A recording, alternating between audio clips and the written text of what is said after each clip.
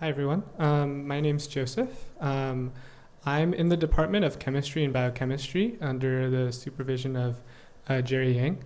And today I'll be talking about the design and synthesis of novel agonists for the treatment of gut disorders. So a bit of background. IBD is inflammatory bowel disease. It's an umbrella term for ulcerative colitis, also Crohn's disease. And it's actually really amazing that the average age of diagnosis is 21, so it's really young and it's chronic. On average, patients undergo 2 surgeries, so it's definitely a life-altering disease, and 1.6 million Americans have this disease today.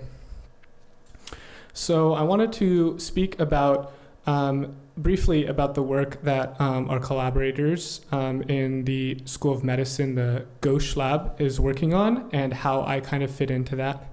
So they do this really cool thing with AI-assisted Boolean networks for target identification.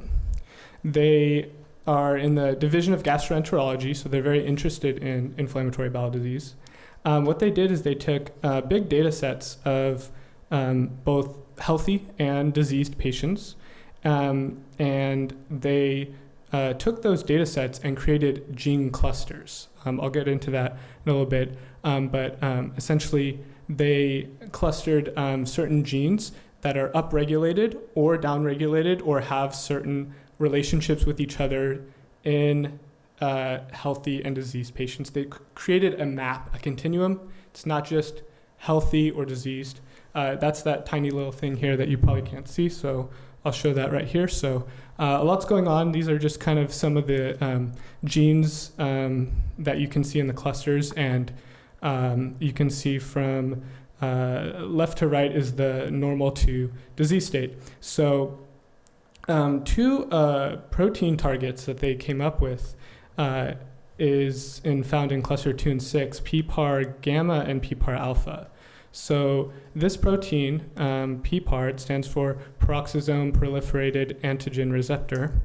It's a very widely studied protein. It's been targeted for type 2 diabetes traditionally.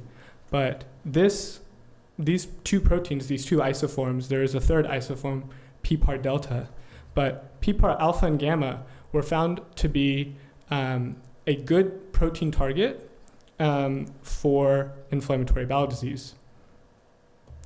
So what we did is we tested, our collaborators and I tested this drug, PAR 5359. It's been published by a group in Korea, and it is a known balanced alpha-gamma agonist. You can see here its EC50s for human PPAR alpha and gamma are roughly around the same. And some questions I have around this molecule is what makes it balanced? And also, does the binding relate proportionally to the activity? That's a really interesting question I have, just in general, of molecules that bind to proteins. So the next thing that I did is I wanted to design a molecule that's even more potent than PAR 5359 and is a balanced dual agonist, not just selective for one. So I took to molecular modeling using MOE. And what I did is I did in silico docking of this agonist because it hasn't been crystallized, and I kind of compared it to other selective agonists. So rosiglitazone is a known gamma selective, and you can see it binds quite well here in the pocket, and an alpha selective also binds quite well, and the pink PAR 559, it binds into each pocket, and you can see that the methods are validated by the blue gamma not really binding well in the alpha. Then I took to designing some dual agonists, and as a synthetic organic chemist, I wanted to design molecules that were easy to synthesize based off of the structure, but also could give me more information. And to my delight, I found that this dual agonist, which is quite similar to PAR 5359, binds even better and has lower activation scores. And you can see here that the oxygen right here is able to, bind to the histidine, as well as the nitrile. Sorry about that. Nitriles bind to the histidines here in the gamma pocket. And so looks like I'm running out of time, but just real quick, here's some of the synthesis that I've done, and I've created these different derivatives, and I have loads more that I didn't have time to show today, but basically this is the synthesis that I have of these different derivatives, and currently I'm working on expressing the PPAR proteins and testing them in vitro, as well as handing these molecules off to my collaborator to test them in mice models. So with that, thank you guys so much for listening to my talk, and you can ask me any questions if you have those.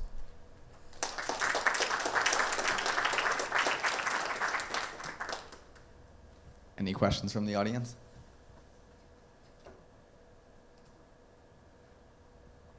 Great. If not, we'll keep things moving along. And then last but not least, I'll welcome Will Sharpless to the stage. I think mine should just be next. Thank you. Hi, how's it going? I'm going to talk about something that's maybe a little bit on the fringe of what you've seen before, if at all. Particularly, I am a biologist who is very mathematical and work in a robotics group, and I aim to bring a lot of algorithms that exist in robotics for control to bioengineering. So I'm going to talk about something called reachability today, and particularly how you can extend it to high-dimensional models, which are everywhere in biology. You can't do anything in biology without something that can handle high dimensions. So first, I'll show you the math. So reachability, as a general background, is a study of the states basically which reach other states. So this is really important in a control system where you want to know which states, no matter what control you apply, will crash into some target. Or alternatively, which states can you drive to knowing that there is some stochastic disturbance. And so the way you actually solve this analysis is by modeling a differential game, and you solve this game with game theory, and you can compute the optimal controls and the optimal counter-antagonistic disturbances against you. But this doesn't need to be just cars, as maybe you've gotten from the graphic. This could be anything from stress-strain models, which we can use in autonomous surgery, or this could be optimizing a portfolio on your far left here with the Black-Scholes model, or this could be flying drones, as Amazon likes to fund us to do. So you might imagine this in a lot of places. Personally, I'm very interested in the far left, although you might not believe it today. But the problem is, in biology, we have these really high dimensional models. And this algorithm, which requires solving a game over time, scales computationally with dimension. And that scale is exponential. So you can see that these original methods that are best for solving this problem are infeasible with more than 5-dimensional problems. So you can really only test toy cases or very reduced models with very specific structures. So my goal at this point was to try to extend these algorithms for a higher dimension. So this is a funny little graphic that basically oversees everything I'll talk about. So I'm going to pair something called a Hopf method, which was theorized about in the 60s by Eberhard Hopf, with another method called Koopman method, which was about 100 years ago in math, which have been just kind of latent since, frankly. First, to talk about the Hopf, which is more important. So our collaborators, or our now collaborators at UCLA, who are mathematicians, derived this. So again, this thing in the upper left corner is the PDE that we need to solve this game. They derived this alternate form of the game, of the PDE. Particularly, you can change it into an optimization problem here, which is now a supremum, which is parallelizable over space and time, which, if you know anything about computers or computation, is a bingo. So that was great, first off. They didn't write any code that was open source, though, so while they have these really fantastic results scaling with dimension to up to 20, and they have multi-dimensional models that their military collaborators were applying with this, they didn't actually have any open source code. So I began by writing code, which is public use now, and reciprocates the results. My line is actually the green line, so I have written faster code now, which is just my small proud thing to say as a biologist. But from here, we want to pair these with Koopman methods, which are linearization methods that you can use machine learning with, basically. They are sophisticated, but you can boil them down to linearizations. And this theory was invented by Koopman and von Neumann in the 1930s, although it doesn't ensure anything about how you can actually linearize these systems, but rather that it is possible. So in the past 5 years, it's become fashionable to use neural nets to do this, AI to some of you. But it's a good purpose for them because you're basically just using them as mappings to linearize your function. They don't actually guarantee or cause you any certificate problems. So this is me first trying a more traditional Koopman method, which does not use any machine learning on a glycolysis model, which is of 10 dimensions. And you can see this orange line here is the linearization after you've mapped this high 10-dimensional model with control. You can see that the accuracy is pretty good for some short horizon, which will basically be the crux of this issue or this method that I'm proposing today. And that's basically we have some short horizon for which we can approximate the safety in this high dimensional model. But I wrote neural nets to do this as well. If you know anything about them, I have loss functions here, which basically come from what others have done. And it basically ensures you have linearity and also good prediction of your model. And I have just since tried them in the last couple months on some textbook cases, particularly the van der Pol and the Duffing system and a Dubin's car model, which is a toy case if you know what that is. But from here, I'd like to marry these methods and now give you some estimates with high dimensional models. And I'm in the works of making a proof for the analytical error bound, although we will not be able to say if it's actually a good bound until we try it with a couple systems. And from there, I would like to apply this to some large graphs, basically, which come up in biology, so you can study which graphs are the most robust to perturbation and how you might be able to manipulate a highly connected complex graph, which is a metabolic model or perhaps some system of cells. I'd like to thank my two PIs, Sylvia Herbert in the MAE department and Gert Kauenbergs in the bioengineering department here, and our lab and everyone else. Thank you. Do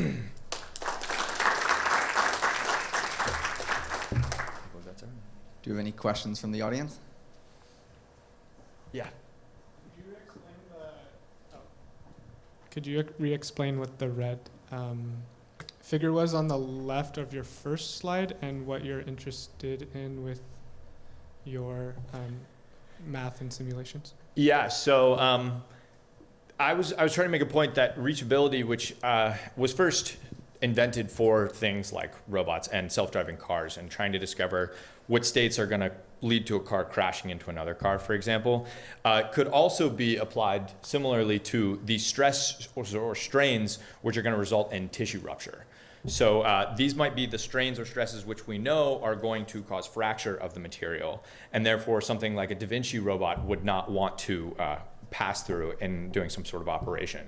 And so once you know what these dangerous states are, you would like to then calculate the states which lead to those dangerous states no matter what action you put on them. And so those are the unsafe states that we wish to avoid. But that is somewhere, someday off in the future. Another questions? Yeah? I had a question. So you said you want to apply it to like larger dimensional spaces? Yeah. How many dimensions do you think, and what's an example for one of those cases? Well, so the reason really to apply it to high dimensions is first, we want to use high dimensional biological models like metabolic models, frankly, are my interest, or some sort of model like this liver stress strain model where each dimension actually comes from a node that you're approximating the stress or the strain at.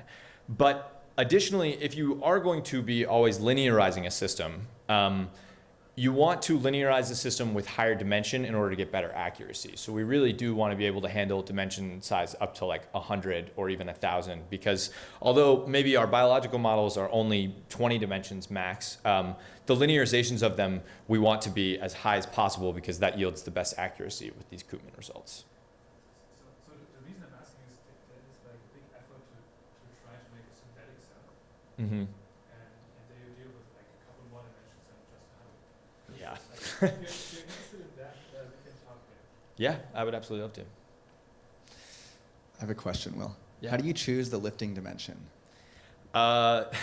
It's an experimental process generally. So You basically go to what your upper threshold is in the computation of your linear system, and that's often like 100. Again, these neural net models are the process of learning a neural net which best fits a 100-dimensional linear system is also complicated, where the dimension increases the complexity of the optimization of your AI learning how to do this. So in reality, it's somewhere in between, and it depends on how you decide to lift them. But yeah, thank you. So let's give a big round of applause for all of our speakers.